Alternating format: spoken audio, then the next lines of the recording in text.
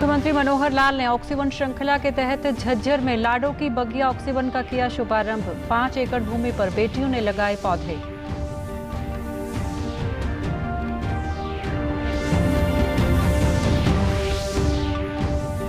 भिवानी के चौधरी बंसीलाल विश्वविद्यालय में हर्षोल्लास के साथ मनाया गया हरियाली तीज का त्योहार। प्रदेश भर से आए हरियाणवी लोक कलाकारों ने बांधा समा।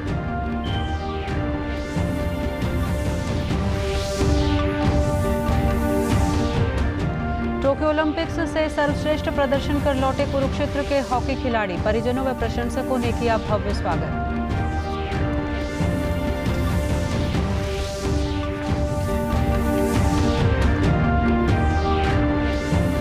और हिसार के उपायुक्त ने क्षेत्रीय लोक संपर्क ब्यूरो के प्रचार वाहन को हरी झंडी दिखाकर किया रवाना। जिले में 14 अगस्त तक वैक्सीन के प्रति चलाया जाएगा जागरूकता अभियान। नमस्कार, मैं मंजू सिंधु और अब खबरें विस्तार से। प्रदेश भर में लगाए जा रहे ऑक्सीवन की श्रृंखला में मुख्यमंत्री मनोहर लाल ने आज लाडो की बगिया ऑक्सीवन का वर्चुअल शुभारंभ किया। हरियाली तीज के अवसर पर झज्जर जिले के गांव खानपुर खुर्द में 5 एकड़ भूमि पर बेटियों ने लगभग 500 पौधे लगाए, जिनकी देखभाल का कार्य वे स्वयं करेंगी। मुख्यमंत्री मनोहर लाल ने कहा कि पेड़ हमारे प्राण वायु देवता हैं। प्रदेश में इस समय करीब 7% क्षेत्र पर पेड़ लगे हुए हैं, जिनको बढ़ाकर 10% करने का लक्ष्य रखा गया है। इसके लिए मानसून के दौरान राज्य में 3 करोड़ पौधे लगाए जाएंगे। आज का दिन जैसे हम लोग एक नए आयाम के साथ शुरू कर रहे हैं कि लाडो की बगिया, ये जो 9 स्थानों पर झज्जर जिले में लगभग 65 एकड़ के अंदर जिस प्रकार से कार्यक्रम किया जा रहा है वृक्षारोपण का, क्योंकि यही 3 महीने होते हैं वृक्षारोपण के, इस नाम से खास करके बेटियों के लिए मुझे बताया गया कि 500 बेटियां आज के इस वृक्षारोपण के कार्यक्रम में शामिल हुई हैं। बेटियों द्वारा वृक्ष लगाना, क्योंकि बेटियां सृजन का प्रतीक होती हैं। पेड़ लगाएंगी, उन पेड़ों की रक्षा भी करेंगी, उनको आगे बढ़ाएंगी भी सही। तो बेटियों के द्वारा लगाया गया पेड़ और भी अधिक महत्व रखता है। तो आज जैसे हमने पेड़ लगाने का, वन बनाने का एक संकल्प लिया है, उसके अंदर ये जो 65 एकड़ का वन है, ये भी उसी कड़ी में इसको आगे बढ़ाएगा। हरियाली, उल्लास व हरियाणवी संस्कृति का प्रतीक त्योहार तीज भिवानी के चौधरी बंसीलाल विश्वविद्यालय में हरियाणा कला परिषद के तत्वावधान में संयुक्त रूप से मनाया गया। इसमें प्रदेश भर से आए हरियाणा के लोक कलाकारों ने हरियाणवी प्रस्तुतियां दी। विश्वविद्यालय प्रांगण में लगे वृक्षों पर झूले लगाए गए, जिन पर विश्वविद्यालय के छात्र छात्राओं ने तीज उत्सव का आनंद लिया। वहीं इस मौके पर परंपरागत हरियाणवी पकवान सुहाली, पूड़े और गुलगुले विश्वविद्यालय में ही बनाकर स्टॉल पर दिए गए। इस मौके पर हरियाणवी कलाकार महावीर गुड्डू और विश्वविद्यालय के रजिस्ट्रार डॉक्टर जितेंद्र भारद्वाज ने बताया कि कोविड-19 महामारी के बाद पिछले 1.5 वर्ष से जो उदासी का माहौल था, उसे तीज मनाकर समाप्त करने का प्रयास किया गया है। तीज हमारी संस्कृति का बहुत बड़ा त्यौहार है, क्योंकि इस दौरान हमारी फसलें जो ना बहुत अच्छी तरह से डेवलप होती हैं और बरसात का मौसम है, जिससे लोग पूड़े गुलगुले भी इसलिए बनाते थे कि हमारे शरीर का जो तैलीय जो है ना, वो कहीं कम ना हो जाए।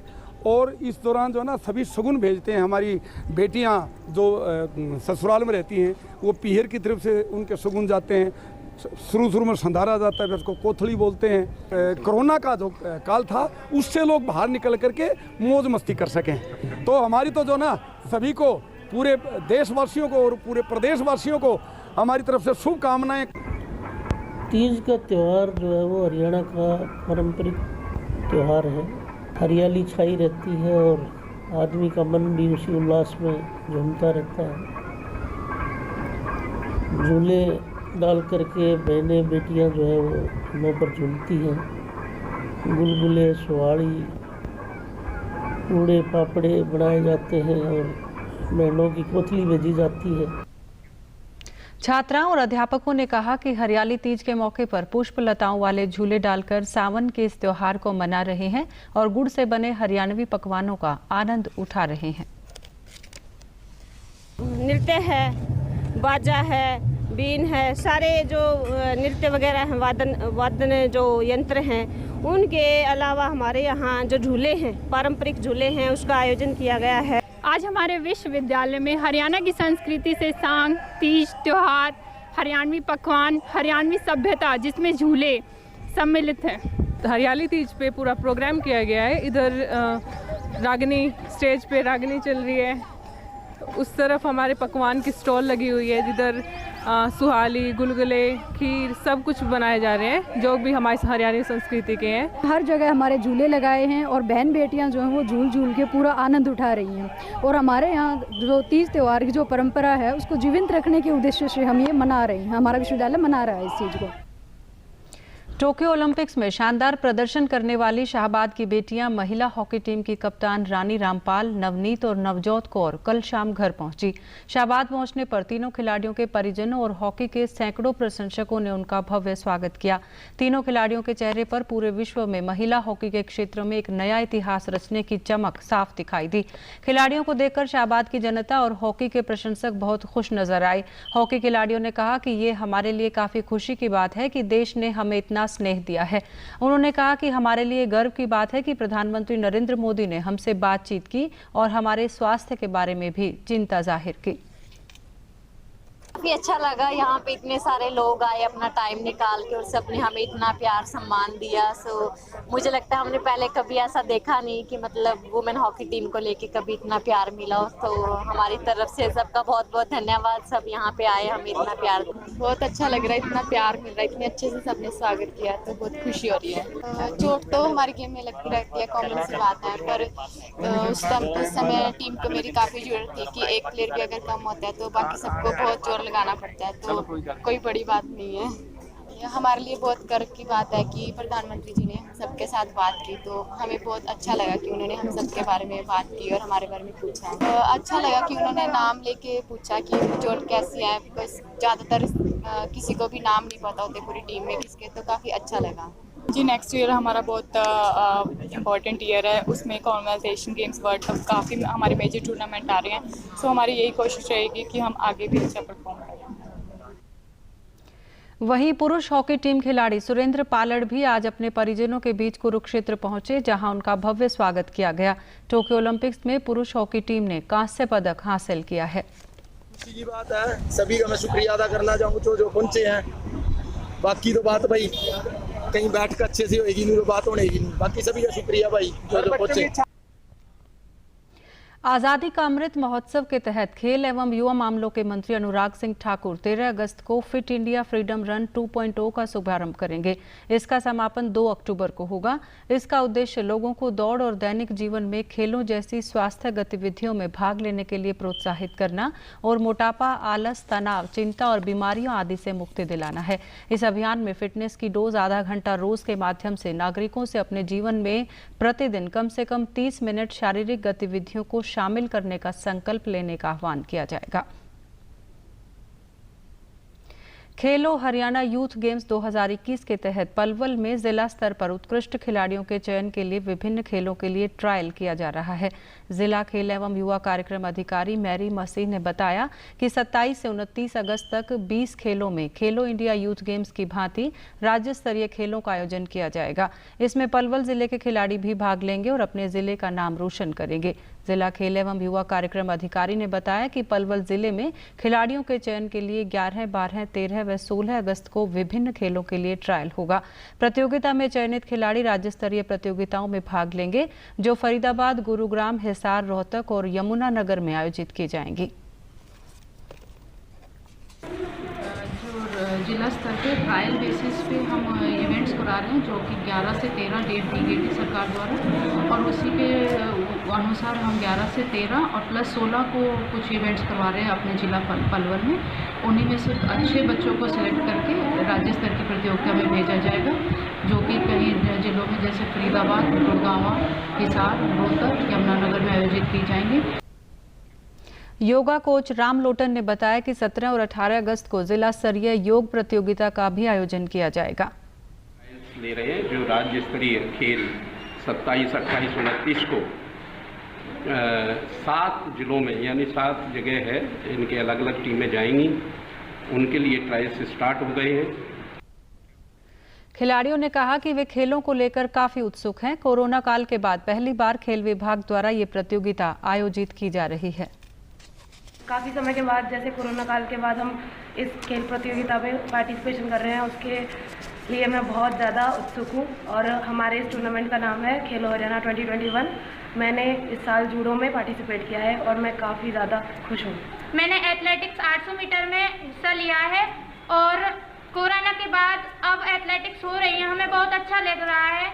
हमें जब कोरोना के से पहले एथलेटिक्स नहीं हो रही थी तो हमें अजीब सा लग रहा था और हमारी प्रैक्टिस भी छूट गई थी बीच में। अब हमारी प्रैक्टिस भी चालू हो चुकी है और हमें बहुत अच्छा फील हो रहा है।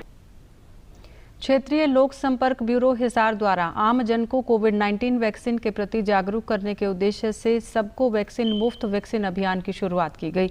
इस अभियान के तहत हिसार के गांव मंगाली में जिला उपायुक्त डॉक्टर प्रियंका सोनी ने ग्रामीण अंचल के लोगों को कोविड-19 वैक्सीन के प्रति जागरूक करने के लिए विभाग के प्रचार वाहन को हरी झंडी दिखाकर रवाना किया। क्षेत्रीय लोक संपर्क ब्यूरो का प्रचार वाहन 14 अगस्त तक जिले के विभिन्न गाँवों में जाकर लोगों को वैक्सीन के प्रति जागरूक करेगा। उपायुक्त डॉक्टर प्रियंका सोनी ने कहा कि कोविड-19 वैक्सीन ज्यादा से ज्यादा लोग लगवाएं, इसके लिए आम जन को समझाने के लिए प्रचार वैन का शुभारंभ किया गया है। वहीं स्थानीय निवासियों ने इस पहल की सराहना की। आज कोविड वैक्सीनेशन के बारे में अवेयरनेस लोगों में लाने के लिए आज ये वैन का उद्घाटन किया गया है और ये 30-51 तारीख से आज इसकी शुरुआत की गई है। तो हमारा मेन लक्ष्य इस वैन के माध्यम से लोगों को जागरूक करना है कि ज़्यादा से ज़्यादा लोग अपना कोविड वैक्सीनेशन लगवाएं। अपने जो भी नियरेस्ट सरकारी सेंटर पड़ते हैं उस पर फ्री ऑफ कॉस्ट गवर्नमेंट के द्वारा ये कोविड वैक्सीनेशन लगवाया जा रहा है। कोई रजिस्ट्रेशन की भी इसमें आवश्यकता नहीं है। तो ये सब लोगों से अनुरोध करना चाहेंगे आपके माध्यम से कि ज़्यादा से ज़्यादा लोग अब अपना कोविड वैक्सीनेशन हिसार जिले के लगभग सभी गाँव में घूमने का प्रयास करेगी और इसका जो मुख्य उद्देश्य है वो रहेगा कि मुफ्त वैक्सीनेशन करवाई जाए ताकि कोरोना से हम लड़ सकें और इसमें हम कोरोना को दूर भगा सकें। नई सरकार बहुत अच्छा कर रही है जी। हर गांव में हर जगह जो ये टीकाकरण चल रहा है इससे बहुत फायदा हो रहा है और लगवाना भी चाहिए और आगे भविष्य के लिए बहुत अच्छा भी है। तो ये जो ज़्यादा से ज़्यादा लगवाए, कोई ऐसे नारे भी न लगवाए टीका। ये बहुत ज़रूरी थी बहन जी लगानी, तो उसके कारण सभी गाँव को पता लगेगा, सब गाँव के उसमें चलेगी, जागरूक होगा गाँव और इसमें होना चाहिए, जरूरी है। 127वां संविधान संशोधन विधेयक 2021 आज राज्यसभा से भी पारित हो गया। कल लोकसभा से सर्वसम्मति से विधेयक को कुल संख्या के 2/3 से अधिक बहुमत के साथ उपस्थित सदस्यों ने पारित किया था।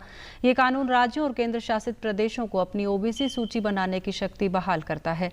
ये विधेयक राज्यों को अपनी ओबीसी सूची तैयार करने की ताकत देगा। स्वास्थ्य और परिवार कल्याण मंत्रालय के मुताबिक देश में पिछले 24 घंटों में 38,353 कोविड के नए मामले दर्ज किए गए हैं, जबकि 3,12,90,981 लोग स्वस्थ हो चुके हैं। इसके बाद रिकवरी दर बढ़कर 97.45% हो गई है। मंत्रालय के मुताबिक राष्ट्रव्यापी टीकाकरण अभियान के तहत देश भर में अब तक 51,90,80,000 से अधिक कोविड टीके लगाए जा चुके हैं। प्रदेश में अब तक कोविड टीके की लगभग 1,30,85,251 से अधिक खुराक दी जा चुकी हैं। प्रदेश में कोविड से 7,59,790 लोग स्वस्थ हो चुके हैं, जबकि 672 मामले सक्रिय हैं। रिकवरी दर बढ़कर 98.66% हो गई है। डीडी न्यूज़ हरियाणा पर देश और प्रदेश से जुड़ी खबरों को विस्तार से जानने के लिए आप हमारे साथ फेसबुक, ट्विटर और यूट्यूब के माध्यम से भी जुड़ सकते हैं। हमसे जुड़ने के लिए आप हमारे सोशल मीडिया हैंडल को भी फॉलो कर सकते हैं। अब आप अपने मोबाइल फ़ोन से QR कोड स्कैन कर हमारे यूट्यूब चैनल पर सीधे पहुंच सकते हैं। प्रदेश में कोरोना संक्रमण की स्थिति को जानने और इस संबंध में सहायता प्राप्त करने के लिए सरकार द्वारा हेल्पलाइन नंबर जारी किए गए हैं। इसके तहत प्रदेश के लोग 8558893911 पर संपर्क कर आवश्यक जानकारी प्राप्त कर सकते हैं। नेशनल हेल्थ मिशन हरियाणा की वेबसाइट nhmharyana.gov.in पर जाकर प्रदेश में कोविड अस्पतालों, उपलब्ध बेड और वेंटिलेटर्स आदि की जानकारी ली जा सकती है। अंत में इस बुलेटिन के मुख्य समाचार एक बार फिर। मुख्यमंत्री मनोहर लाल ने ऑक्सीवन श्रृंखला के तहत झज्जर में लाडो की बगिया ऑक्सीवन का किया शुभारंभ। 5 एकड़ भूमि पर बेटियों ने लगाए पौधे।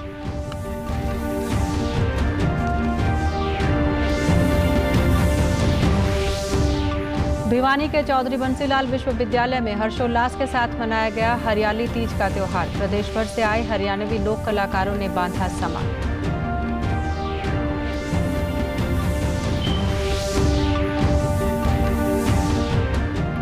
टोक्यो ओलंपिक्स से सर्वश्रेष्ठ प्रदर्शन कर लौटे कुरुक्षेत्र के हॉकी खिलाड़ी, परिजनों व प्रशंसकों ने किया भव्य स्वागत।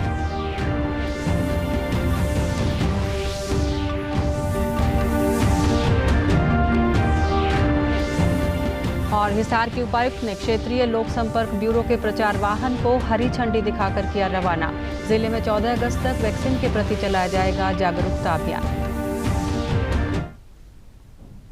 आप सभी दर्शकों से अपील है कि आप जब भी घर से बाहर निकले तब मास्क जरूर पहनें, 2 गज की दूरी बनाए रखें और एक नियमित अंतराल पर अपने हाथ धोते रहें। और अगर आप पात्र हैं तो टीकाकरण जरूर करवाएं, तभी आप कोरोना महामारी से बच सकते हैं। आज के बुलेटिन में बस इतना ही।